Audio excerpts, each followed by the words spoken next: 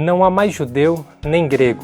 Nós convidamos a você a pensar a respeito desse importante texto do livro de Gálatas que nos convoca à reflexão de que Deus estabeleceu uma única família da fé a partir de Abraão, e essa única família da fé é marcada pelo vínculo da confiança no Messias. Por isso nós convidamos você não só a assistir, mas compartilhar também essa mensagem com aqueles que precisam ouvir a atual voz de Paulo a respeito da unidade do povo do Messias.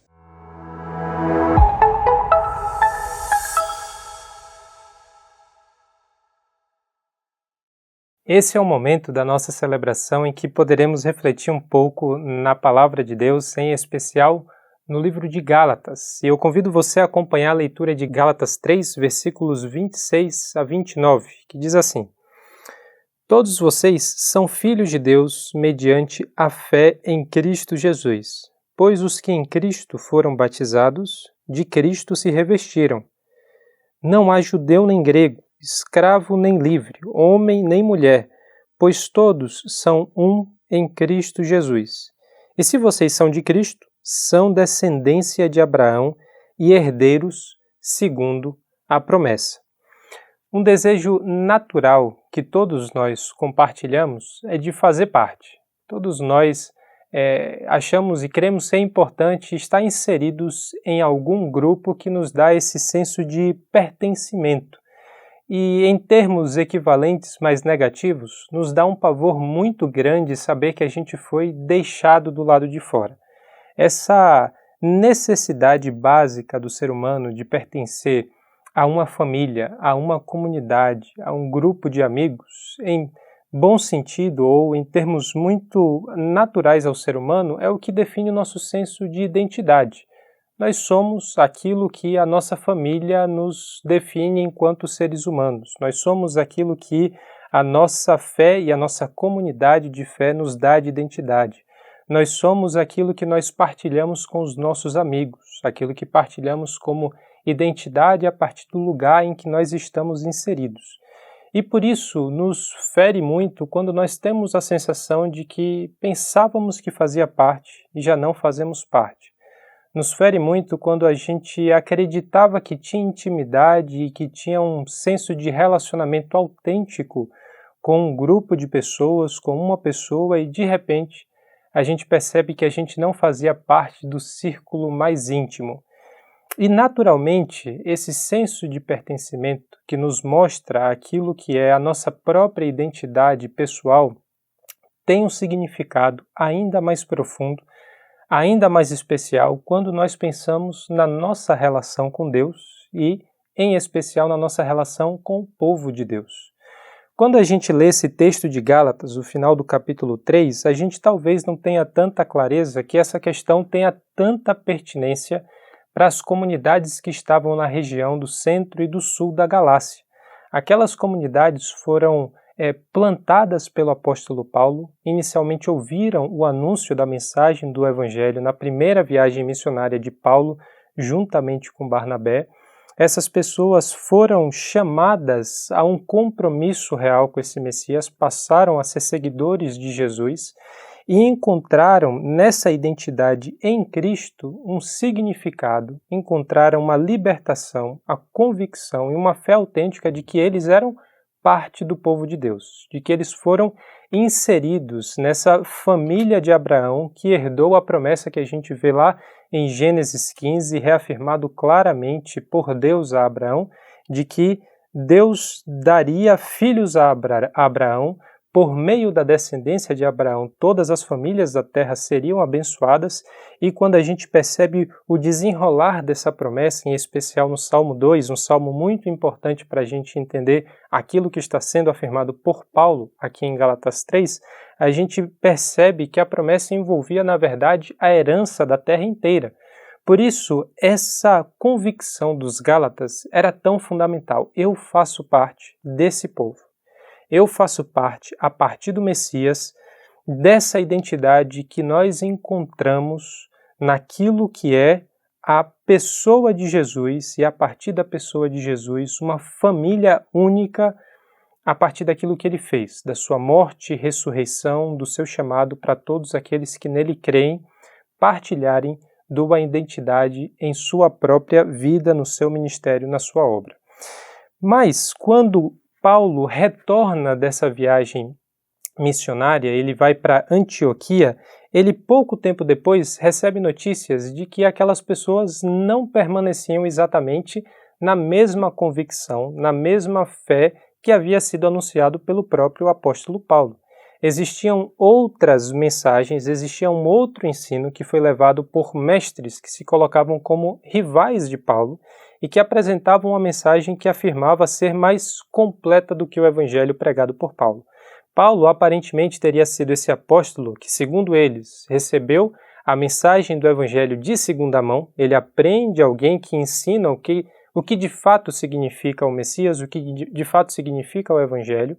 A partir daí, e a partir de uma compreensão muito limitada, ele transmite essa mensagem às comunidades da Galácia e, consequentemente, aquelas pessoas foram chamadas para uma mensagem autêntica, mas que estava, de certa forma, confusa naquilo que seria a pregação de Paulo. Por isso, quando Paulo é questionado a respeito do seu apostolado, porque se ele recebe a mensagem de segunda mão, ele não era um apóstolo, ele recebe essa confrontação, essa acusação de que não só ele não era apóstolo, como o anúncio que ele faz também era um anúncio parcial, era um anúncio perigoso, era um anúncio que não colocava aquelas pessoas que estavam nas comunidades da Galácia plenamente em comunhão com o corpo de Cristo. E dessa forma, quando Paulo recebe essas notícias e ele vê que a acusação era muito séria, ele escreve a carta aos Gálatas, que é possivelmente uma das cartas mais antigas escritas pelo apóstolo Paulo.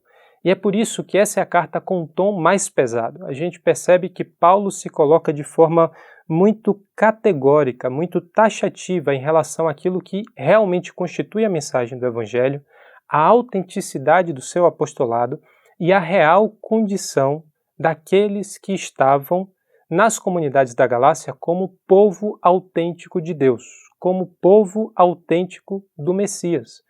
Por isso, a passagem que a gente acabou de ler é a conclusão de um longo argumento que Paulo vem desenvolvendo, em especial no capítulo 3, e que reafirma algo que os Gálatas não poderiam esquecer. Então, quando a gente percebe que esses versículos finais estão na esteira de uma conversa mais longa, estão concluindo um argumento maior, ele não só conclui, mas de certa forma expande uma conclusão que Paulo já havia chegado nos versículos anteriores. Quando a gente lê, em especial dos versículos 21 a 25, a gente percebe que Paulo já está chegando à conclusão de tudo aquilo que ele via construindo.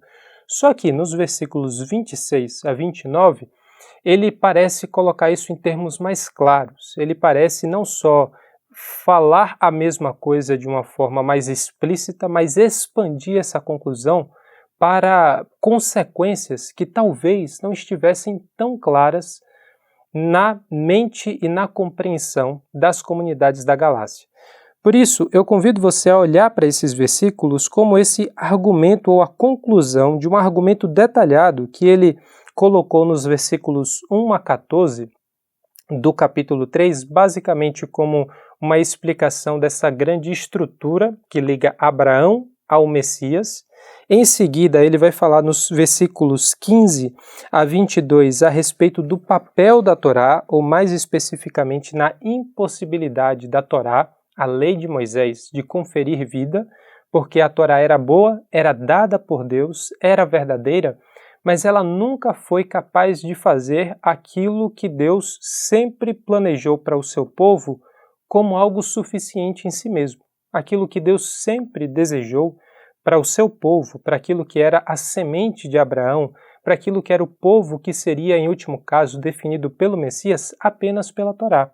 A Torá era um passo necessário, mas intermediário. A Torá fazia algo necessário, porém, no fim das contas, ela redundava ou ela gerava condenação para quem estava apenas debaixo da Torá. Ela revelava uma necessidade do ser humano, em especial daqueles que se submetiam à lei de Deus, aquilo que era a vontade expressa por parte de Deus, como algo que não conseguia curar a grande escravidão ou libertar o homem da grande escravidão que ele tinha em relação ao pecado. Na verdade, é até um pouco complexo o argumento de Paulo, não só em Gálatas, mas também no livro de Romanos, de como a Torá parece realçar o pecado humano.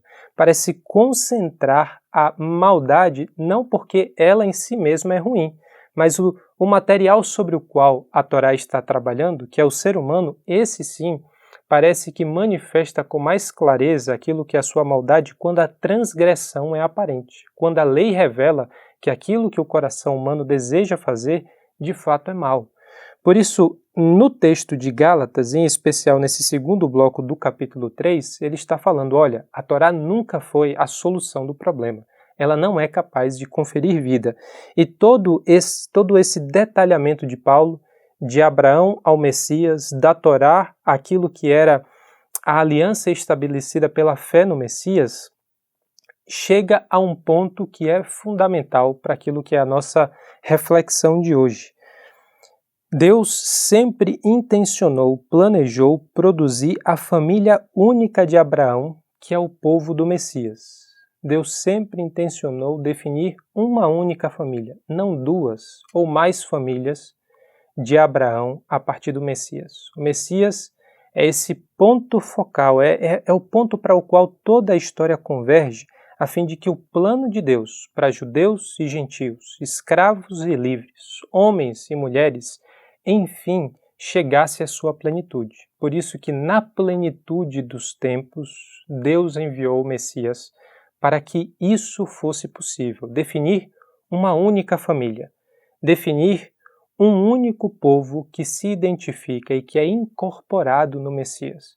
Por isso, quando a gente pensa no tema que é especial para aquilo que a gente tem refletido aqui na IBNU durante esse mês, que é a comunhão, nós precisamos entender qual é a base da comunhão, porque senão a comunhão fica algo meramente vazio, definido pelas nossas pessoalidades, por aquilo que é talvez o partilhar de características entre pessoas que se gostam, que têm interesse nos mesmos assuntos, que fazem as mesmas atividades, que são parecidas entre si. A comunhão na Bíblia tem um caráter muito mais profundo, tem uma base muito mais sólida, poderosa e, em certa medida, muito desafiadora. Comunhão é aquilo que se constrói a partir da obra e da pessoa de Jesus, definindo uma única família de Abraão como sendo a família que irá herdar a promessa que foi dada a Abraão desde o Gênesis, reafirmada por meio dos profetas, anunciada pelos Salmos e concretizada na pessoa de Jesus. Essa família herda de forma adiantada a partir da ação do Espírito Santo, mas também tem a expectativa de que herdará no futuro e de forma completa toda a terra, toda a criação, porque isso foi dado ao Filho e o Filho partilha com todos os outros herdeiros.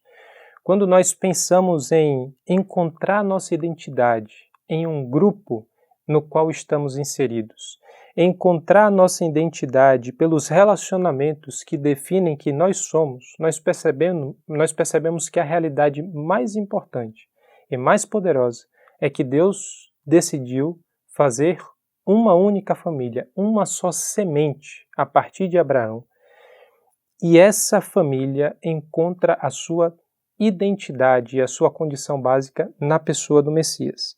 E aí o versículo 26, então, explica o que vem antes. Em algumas traduções o versículo começa com pois, outras traduções omitem, mas claramente esse versículo está em conexão com o que veio no versículo 25, e ela usa uma expressão que para a gente às vezes é bastante corriqueira, bastante cotidiana, que é a expressão filhos de Deus. Mas quando a gente olha para os casos em que Paulo usa essa palavra nas suas cartas em especial, nós percebemos que a expressão filhos de Deus tem uma profundidade toda especial, tem um significado nada intuitivo e muito poderoso. A expressão filhos de Deus nos lembra de alguns capítulos ou de algumas histórias muito importantes da narrativa bíblica.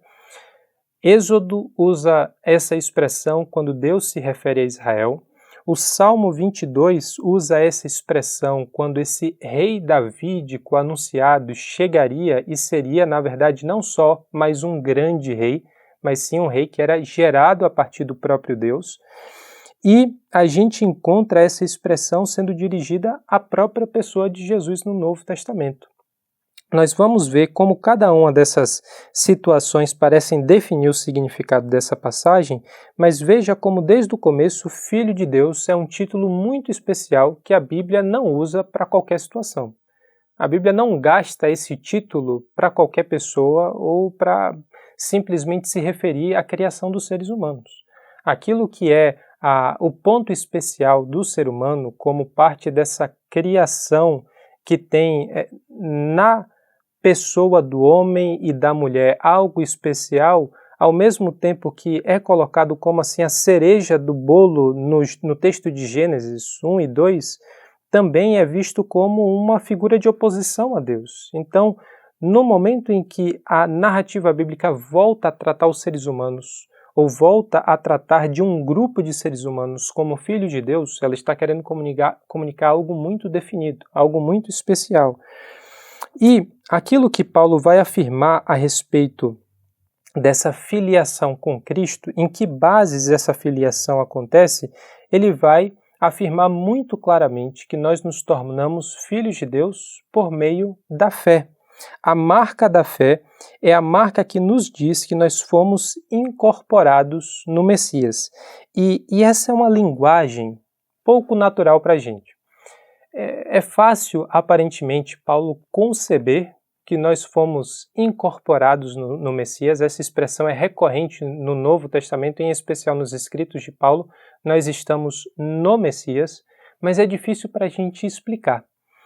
Nós sabemos que nós pertencemos ao Messias, nós sabemos que nós cremos no Messias, mas o que exatamente significa dizer que nós estamos no Messias? Essa diferença, às vezes indicada apenas por uma preposição, tem uma consequência muito profunda na nossa relação com Cristo. Por quê? Quando Paulo usa a expressão Messias, e quando ele usa essa linguagem incorporativa, nós estamos no Messias, nós percebemos que ele não está se referindo apenas à pessoa de Jesus. No momento em que nós estamos incorporados a Cristo, no momento em que nós estamos incorporados em Jesus, aquilo que a Bíblia afirma a respeito de Jesus, ele está afirmando também a nosso respeito. E isso é algo grandioso. Se nós lermos aquilo que é prometido ao Messias como herança por aquilo que ele conquistou com a cruz e com a ressurreição, e nós imaginarmos que o que é prometido a ele também é prometido a nós, o jogo muda completamente. Quando nós imaginarmos que todos nós que fazemos parte de etnias diferentes, que fazemos parte de origens diferentes, que pertencemos a classes sociais diferentes, que temos gêneros diferentes, todos nós estamos incorporados em uma pessoa, o jogo muda completamente. Aquilo que é a nossa percepção de comunhão deixa de ser simplesmente um relacionamento especial uns com os outros, deixa de ser um sentimento favorável em relação a outras pessoas e passa a ser o senso de identidade com uma única pessoa. Quem eu sou? Em última instância, eu sou aquilo que o Messias é. Em nada isso esvazia a nossa personalidade. Em nada isso anula quem nós somos do ponto de vista individual, mas esse indivíduo que nós somos não se compreende, não se entende. O indivíduo que é o outro, com as suas diferenças de opinião, com as suas diferenças que parecem estabelecer uma distância gigantesca entre os seres humanos, se esse indivíduo é marcado pela fé, se esse indivíduo faz parte da família do Messias, então, em último caso, eu e ele estamos incorporados e encontramos a nossa identidade na mesma pessoa. Nós somos parte do Messias. Eu sou aquilo que o Messias é. Aquilo que Paulo afirma a respeito do Messias, ele também está afirmando a respeito do povo do Messias. Por isso que comunhão é uma coisa tão importante. Por isso que comunhão também é uma coisa tão poderosa e é algo tão desafiador. Nós pensarmos que nós podemos fazer aquilo que é a missão que Deus nos deu, de forma a segmentar esse corpo conforme os critérios que nos parece mais conveniente, é um grande engano. Pensar que nós podemos distinguir essas pessoas por castas espirituais, quem tem um tipo de experiência mais elevada do que outras, quem parece ter maior poder de influência sobre a sociedade, quem parece ter maior dinheiro para fazer valer a sua vontade, todas essas são formas em que nós buscamos repartir o corpo, dividir aquilo que é a única família da fé em categorias que são completamente impossíveis aos olhos de Deus. Aquilo que foi não só o plano do nosso Senhor, mas o esforço do apóstolo Paulo. Aquilo que Paulo tão frontalmente, tão severamente está criticando na mensagem dos mestres rivais e naquilo que é a postura da igreja da Galácia que deu ouvido aos mestres rivais, é justamente que a nossa comunhão é definida pela pessoa de Jesus, e se o nosso Messias é um só, então o corpo também precisa ser, porque o corpo não se define, o corpo não tem nenhum tipo de sentido e subsistência à parte da pessoa do Messias. Então, essa linguagem incorporativa é fundamental naquilo que Paulo está tratando aqui. Nós somos parte do Messias e a referência que Paulo faz ao próprio Messias, à pessoa de Jesus, é também uma referência a toda a comunidade que foi incorporada neles. Todos os versículos do 26 ao 29 colocam essa mesma placa, colocam esse mesmo aviso gigantesco para que os Gálatas pudessem ver com toda clareza. Nós já compartilhamos o status de filhos de Deus. Nós somos o povo do Êxodo. Nós somos a semente de Abraão. Por isso, quando ele repete de várias formas diferentes essas mensagens, ele está reafirmando aos Gálatas: fiquem firmes. Não se afastem, não troquem aquilo que foi a mensagem do Evangelho inicialmente ouvida e aceita por vocês por qualquer outro anúncio dos falsos mestres. Vocês não têm nada a ganhar e tudo a perder se vocês incluírem naquela mensagem a necessidade da circuncisão, a necessidade de guardar dias especiais, em especial o dia do sábado, a necessidade de guardar regras alimentares como uma exigência desse vínculo que vocês têm com o Messias, desse vínculo que vocês têm com o único Deus verdadeiro. A região da Galácia é uma região, basicamente, o que recebeu esse anúncio ao qual Paulo está dirigindo essa mensagem, de gentios. Existiam claramente judeus ali também, mas aquilo que é particularmente importante na mensagem de Paulo tem muita relação com a realidade daqueles cristãos que eram gentios e agora passaram a acreditar que, para eles terem convicção de que faziam parte dessa família, de que compartilhavam da comunhão com o povo de Deus, de que estavam seguros na sua identidade em Cristo, eles precisavam se submeter novamente à Torá. E isso é muito semelhante àquilo que parece ter sido a confusão que acontece na Antioquia, que Paulo relata na sua relação com Pedro aqui no livro de Gálatas e que tem seus paralelos com as disputas, as tensões que havia entre Paulo e os mestres rivais na Galácia. Por quê? Quando Paulo estava em Antioquia e Pedro e Barnabé também estavam lá, todos comiam na mesma mesa com judeus e gentios. E quando a gente percebe as exigências da Torá, pensando antes mesmo daquilo que significava a vinda de Jesus e a obra de Cristo, um judeu não comia na mesma mesa que um gentio. Por quê? Porque o gentio comia comidas impuras. E se ele comia comidas impuras, ele era uma pessoa impura. E no momento em que o judeu comesse da mesma comida, partilhasse da mesma mesa, ele também estaria impuro. Mais do que apenas aquilo que se comia na mesa, a pessoa do gentio era impura porque ele adorava falsos deuses. A idolatria era o pecado mais condenado, ou aquilo que foi o rompimento da aliança mais séria que a gente vê nas longas narrativas do Antigo Testamento antes do exílio e a grande preocupação dos profetas para que o povo não caísse no mesmo pecado após o exílio. Por isso, depois que o povo retorna da Babilônia, ou daquilo que era, na verdade, o exílio da Pérsia, a gente vê que a postura do povo mudou. A compreensão da necessidade de adorar única e exclusivamente a Deus definia essas pessoas. Pedro comia com judeus e gentios porque entendia que isso era uma barreira, até certo ponto, que havia sido rompido ou rompida pelo Messias, mas isso não estava tão seguro na compreensão de Pedro a respeito do Evangelho, porque quando alguns da parte de Jerusalém vão para Antioquia e são os mesmos aparentemente mestres e rivais que anunciam que gentios e judeus não podem comer na mesma mesa até que os gentios se tornem plenamente judeus, Pedro se afasta da mesa dos gentios e passa a comer apenas com os judeus, indicando que ele cede a essa pressão dos mestres rivais a Paulo, que naquele ponto, na verdade, eram enviados ou se apresentavam como da parte de Tiago, e exigia essa distinção entre os cristãos que eram judeus e os cristãos que eram gentios. Paulo lida com essa situação de forma muito séria, confronta Pedro e até mesmo Barnabé, que, segundo o relato de Paulo, se deixou seduzir por aquilo que eram as pressões e as exigências desses mestres, e parece tratar da situação como algo muito além do que simplesmente uma diferença cultural.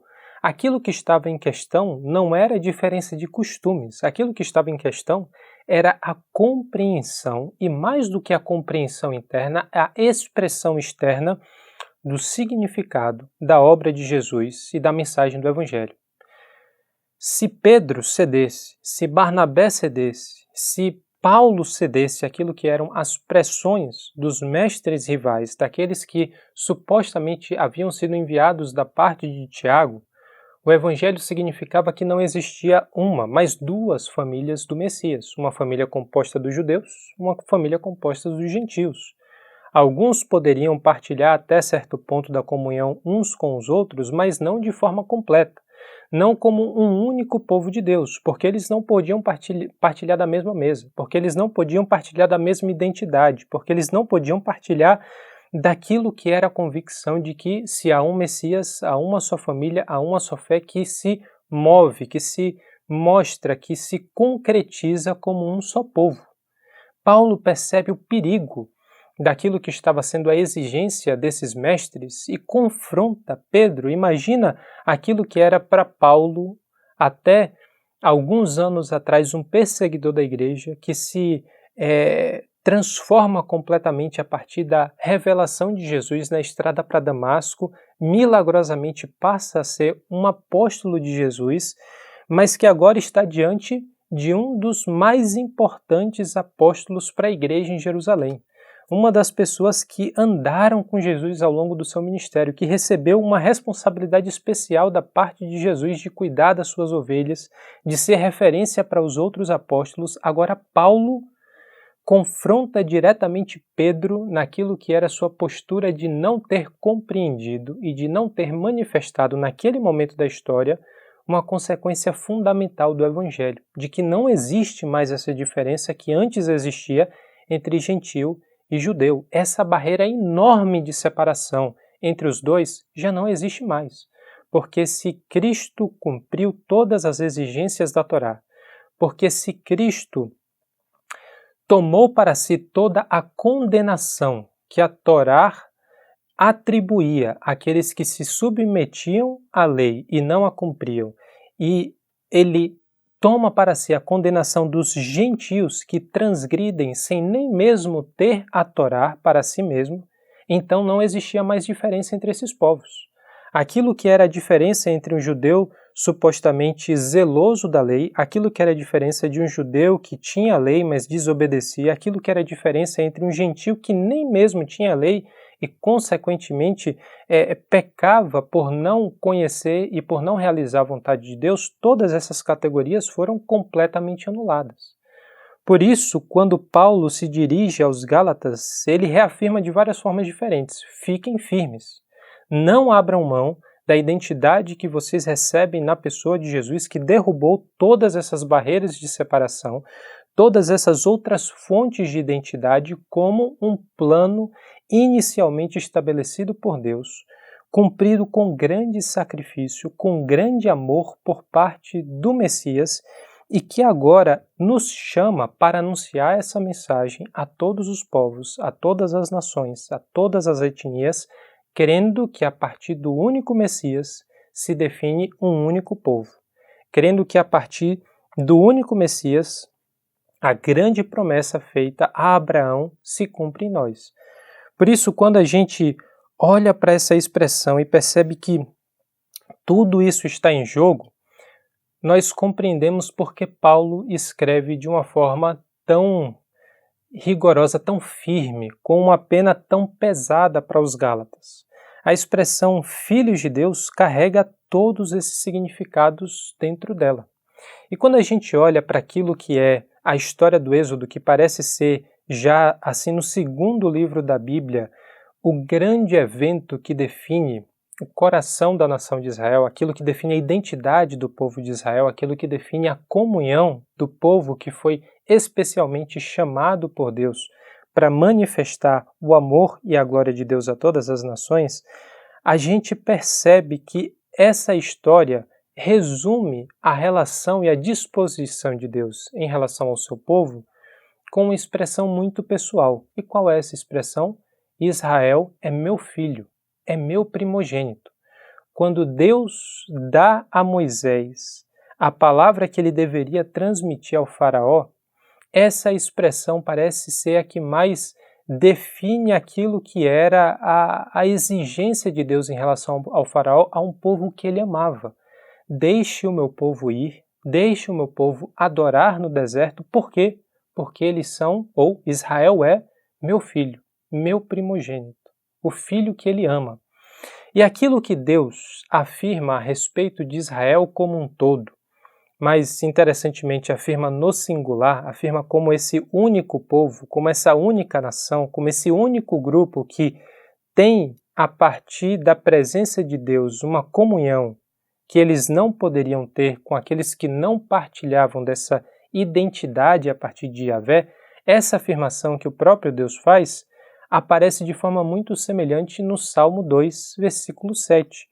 Quando Deus está descrevendo esse rei davídico, que também é o seu herdeiro, que também é um rei que lhe pediria as nações e o próprio Deus lhe daria as nações, o que é que ele fala a respeito desse rei? Que ele é seu filho, que hoje ele gerou esse filho. Essa expressão muito singular, muito íntima, que aparece em Êxodo, aparece no Salmo 2, versículo 7, aparece também em Marcos, capítulo 1, versículo 11, que é a ocasião em que Jesus é batizado. Aquilo que Deus afirma a respeito de Israel, ele afirma a respeito do rei davídico. Aquilo que ele afirma a respeito do rei davídico, ele afirma a respeito da pessoa de Jesus no momento em que Jesus é batizado. Esse é o meu filho amado. Esse reconhecimento que Deus revela a respeito de Jesus, que aquele é o filho que ele gerou, aquele é o filho que lhe pediria as nações e ele lhe entregaria todas as nações. Essa afirmação reaparece aonde? Em Gálatas 3, nos versículos 26 a 29 e depois detalhado e trabalhado com ainda mais profundidade no capítulo 4. O que Deus afirma a respeito da nação, afirma a respeito do rei, afirma a respeito do Messias, agora ele afirma a respeito da sua comunidade. Vocês são os filhos amados de Deus. No Filho, no Messias, vocês encontram a sua condição de filho. Por isso, quando a gente trata da família messiânica em Gálatas 3:26, a gente precisa conectar todos esses pontos de que uma história muito mais longa de quem de fato é filho de Deus, o que isso significa e qual é a promessa de Deus para esses filhos estão em questão. E o esclarecimento dessa filiação parece vir em especial pelo elemento da fé. Existem algumas discussões nesse versículo 26 ainda que tentam esclarecer aquilo que é essa fé em Cristo Jesus. Algumas outras traduções propõem a fidelidade do Filho Jesus. Me parece que o mais razoável é imaginar que as duas coisas estão em questão. A fé está caminhando nas duas direções. A fé, como geralmente nós compreendemos, a fé de que, de fato, Jesus é o Messias enviado por Deus, que morre e ressuscita ao terceiro dia e que cumpre aquilo que eram as expectativas desse reino messiânico. Essa fé de depositar sua confiança nele. Mas também a fidelidade do Messias, porque nada disso faria sentido se o próprio Jesus não tivesse sido fiel e obediente ao Pai até sofrer morte e morte de cruz. Por isso me parece que as duas realidades estão sendo tratadas por Paulo aqui. Nós encontramos a nossa filiação a Deus, ou nós recebemos essa filiação a Deus, porque nós depositamos nele a nossa confiança, mas também porque primeiro Cristo foi fiel ao propósito que o Pai estabeleceu para ele. É essa a marca que define o povo de Deus. Não é a sua origem, não são seus costumes, não é aquilo que você tem como característica que chama a atenção as pessoas que estão ao seu redor, que o destacam, aquilo que acumula méritos a você, não são as suas obras. Aquilo que define a sua identidade como parte do povo de Deus é a fé. A sua fé de que Cristo é o Messias e a fidelidade do Messias que morreu e ressuscitou em nosso favor para nos libertar, como coloca Gálatas 1, da presente era má, para nos inserir nessa nova criação, como aparece agora em Gálatas 6. A gente percebe que o grande propósito de Cristo em ser fiel foi nos estabelecer como novas criaturas numa nova criação. No versículo 27, então, parece que Paulo está respondendo a seguinte pergunta: como sabemos que estamos no Messias? Porque ele afirma, pois os que em Cristo foram batizados, de Cristo se revestiram. Se nós temos fé, ainda que isso seja uma expressão autêntica e sincera, muitas pessoas podem se perguntar, mas eu posso ter certeza de fato de que eu faço parte do corpo do Messias, de que eu faço parte dessa única família de Abraão? E Paulo vai dizer categoricamente que sim. A fé é essa marca e a fé que se expressa no batismo. Para muitas pessoas, essa situação ou significado do batismo talvez não seja tão claro. Aquilo que Paulo parece estar fazendo referência não é que para que uma pessoa seja de fato salva, ela necessita passar por uma espécie de processo místico que acontece dentro das águas. Aquilo que é o batismo concreto, de ser batizado nas águas, é uma exigência do próprio Jesus. Não é uma questão de gosto, de interesse particular. É uma necessidade. Nós somos chamados a ser batizados e a manifestar publicamente aquilo que é a nossa fé. Mas nós entendemos também que o batismo é uma expressão externa do que aconteceu internamente. Nós acreditamos que se nós cremos em Cristo, nós anunciamos, cremos com o nosso coração, anunciamos com a nossa boca de que Ele é o Messias e de que por isso nós nos identificamos com Ele em sua morte, por isso descer as águas, e também nos identificamos com Ele em sua ressurreição, o símbolo de subir das águas. Quando a gente pensa que esse é o ato normal, é o ato natural para todo aquele que crê, aquilo que Paulo está dizendo é: se você se identificou com Cristo na sua fé, se você se identificou com Cristo no seu batismo, então você está revestido de Cristo. Lembrando do que a gente tratou um pouquinho antes, você foi inserido na pessoa de Cristo. Aquilo que vale para Jesus, vale para você. Aquilo que vale para Jesus, vale para sua única família, para sua única comunidade constituída a partir da sua obra e da sua salvação. Por isso, a segurança de como nós sabemos que estamos no Messias está no ato e na manifestação dessa fé por meio do batismo. Esse revestimento é a nossa característica fundamental. E aí ele chega no versículo que inspirou aqui toda essa nossa conversa a respeito de comunhão e que define a nossa identidade. Pois não há judeu nem grego, escravo nem livre, homem nem mulher, pois todos são um em Cristo Jesus. Aquilo que é a história humana é basicamente marcada em muitos momentos, pela história das diferenças. Nós cremos que nós fomos chamados para ser um grande império e nós temos direito de dominar sobre todas as nações. Essa era a narrativa do Império Romano. O Império Romano acreditava que tinha sido destinado pelos deuses para governar sobre todas as outras nações.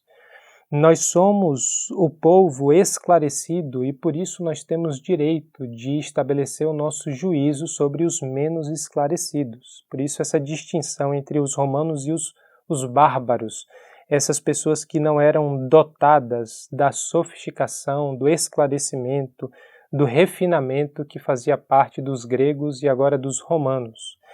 É a história das diferenças também por meio das diferenças étnicas. Quantas vezes nós justificamos a escravidão, nós justificamos o massacre por aquilo que é o direito natural. A raça mais pura supostamente tem direito de anular a raça inferior. Aquilo que é o chamado biológico daqueles que são superiores para dominar sobre as nações justifica a atrocidade de matar milhões, de exterminar etnias quase que completamente. A história das diferenças também é explicada pela história do dinheiro. Porque eu tenho dinheiro, naturalmente, eu tenho o direito de fazer a minha vontade prevalecer sobre a sua. Aquilo que é a nossa diferença social significa quase que uma diferença de valor intrínseco. Quem tem mais dinheiro vale muito mais do que supostamente quem tem menos dinheiro. Todas essas diferenças, a diferença de livre e de escravo, a diferença de gênero, todas essas diferenças perdem sentido quando nós tratamos daquilo que é a identidade, daquilo que é o valor e daquilo que é o significado mais fundamental da história humana, que é você faz parte ou não faz parte do povo do Messias. Você faz parte ou não faz parte do povo que é resgatado, redimido pela fé e pela confiança no Messias, ou você rejeita essa mensagem de perdão, de transformação e de inclusão por meio da graça de Deus. Aquilo que define o grupo dos que estão resgatados, dos que estão marcados, selados pelo Espírito Santo, se encontra na fé e não em nenhuma dessas outras características. Onde você nasceu, qual a cor da sua pele, quanto dinheiro você tem, quais são os seus pensamentos e as suas ideias.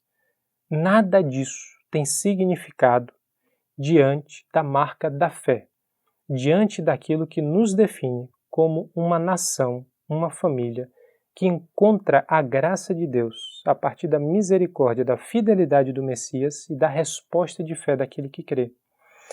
Por isso, quando Paulo está tratando com os Gálatas da situação deles e reafirmando fiquem firmes, não abram mão dessa mensagem, o que ele está dizendo é vocês são tão parte dessa família quanto Pedro, Tiago e João são, quanto essas colunas de Jerusalém são. Os gentios são tão parte da semente de Abraão como são os judeus de Jerusalém. Vocês fazem parte tão autenticamente, a vocês foi dada a herança de forma tão segura, rica e abrangente como foi dada a qualquer discípulo do Messias que é judeu. Não há mais diferença entre judeu e nem grego. Não há diferença entre escravo e livre. E parece que Paulo usa algumas categorias que são especialmente pertinentes aos problemas que ele enfrentou ou ele enfrentaria. A diferença entre judeu e grego parecia ser a questão principal na Galácia. A diferença entre escravo e livre parecia ser a questão principal quando ele trata com Filemon e o seu escravo Onésimo. Aquilo que era a condição de os dois serem filhos do Messias, os dois serem, na verdade, filhos de Deus a partir do Messias, parte da mesma família, só que em condições completamente diferentes. Um era senhor de escravos e o outro era escravo. E Paulo vai escrever aquela carta assim com uma habilidade tremenda e dizer até mesmo essa barreira não faz mais sentido. Trate ao seu escravo como você trataria a mim. Imagina o que aconteceria se todos os senhores de escravos naquela época passassem a tratar os seus escravos da mesma forma que um amigo trata a um outro amigo a quem ele deve a própria vida.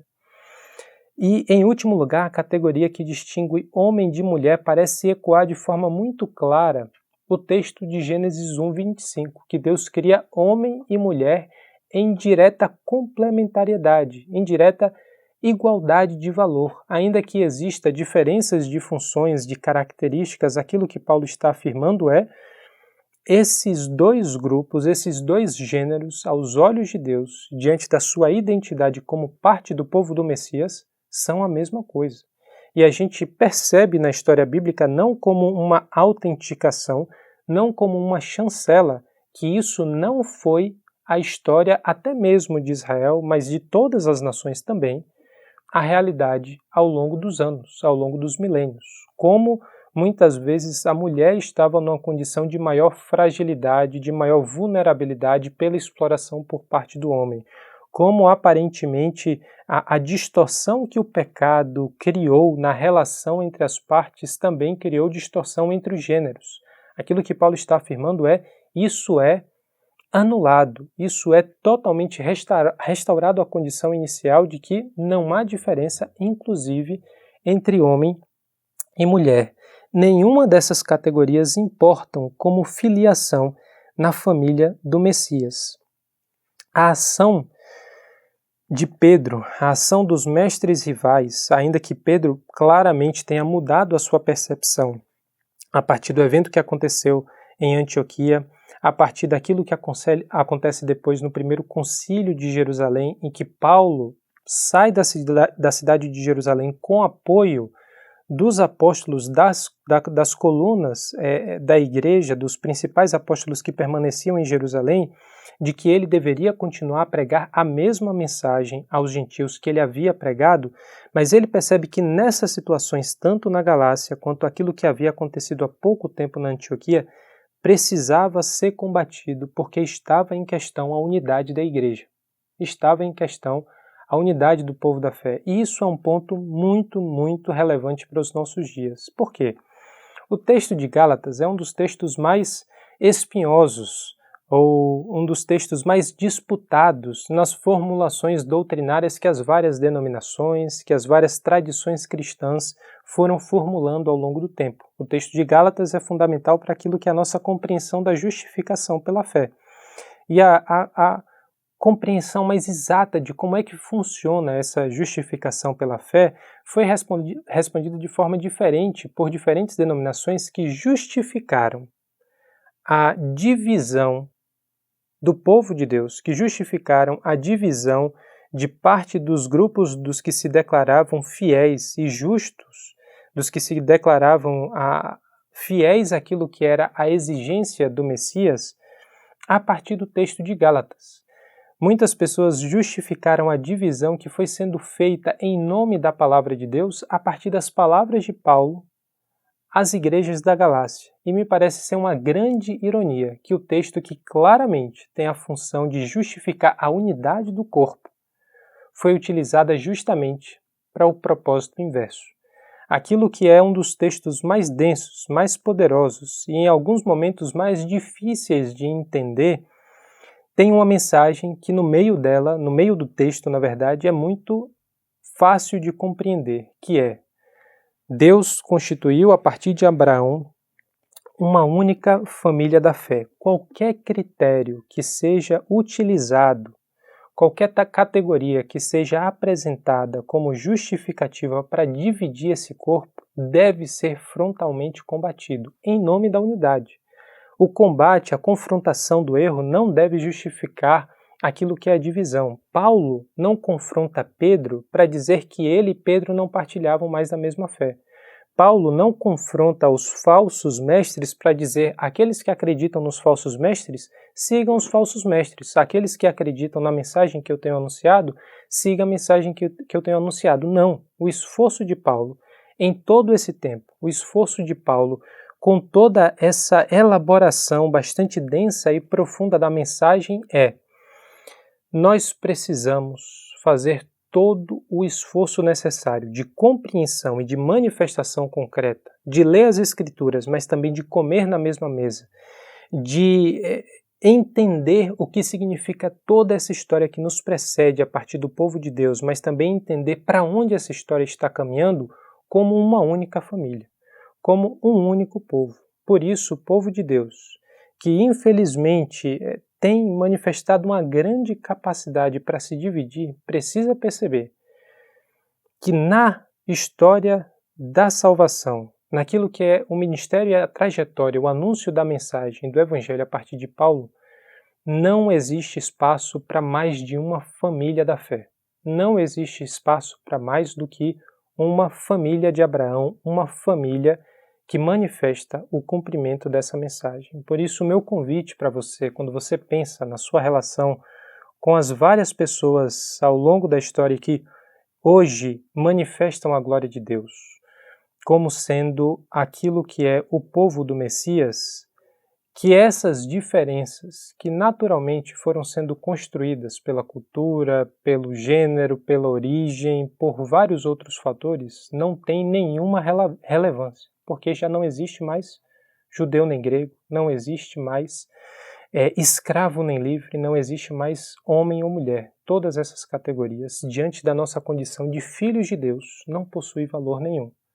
Fomos todos inseridos no mesmo corpo, no mesmo Messias, e a nossa missão só pode ser cumprida a partir do nosso comprometimento de manifestar-se como um só corpo, de combater todas as tensões que nos movem à divisão e de pedir perdão a Deus por todos os pecados que nós cometemos ao longo da história e que precisamos nos redimir a partir desse esforço de ir ao encontro do outro, de resolver aquilo que são as diferenças, porque por meio dessa comunhão a manifestação do único Deus é possível. Lembrando da oração de Jesus em João 17, aquilo que é uma das últimas orações que o apóstolo João apresenta como sendo essa expressão de unidade do corpo que manifesta a unidade de Deus.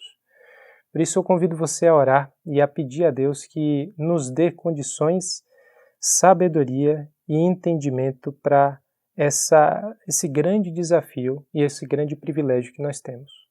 Senhor nosso Deus e Pai, nós agradecemos ao Senhor porque o Senhor nos fez um só corpo no Messias, o Senhor constituiu uma única semente a partir de Abraão e o Senhor cumpriu essa promessa naquilo que é o ministério, naquilo que foi a morte, a ressurreição de Jesus e a sua fidelidade enquanto um filho que faz a vontade do Pai, mesmo que isso custasse sofrer morte e morte de cruz. Nós pedimos ao Senhor que nos ensine a seguir essa mesma trajetória, esse mesmo exemplo, que nós tenhamos a clareza da importância de manter a comunhão como parte do povo de Deus, que manifesta a unidade de Deus a partir da unidade do corpo, que manifesta a comunhão como algo muito, muito mais importante do que simplesmente a afinidade, a comunhão como sendo esse único vínculo da fé que testemunha ao mundo que o nosso Deus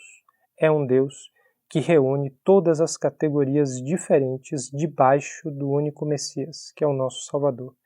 Em nome de Jesus que nós choramos. Amém.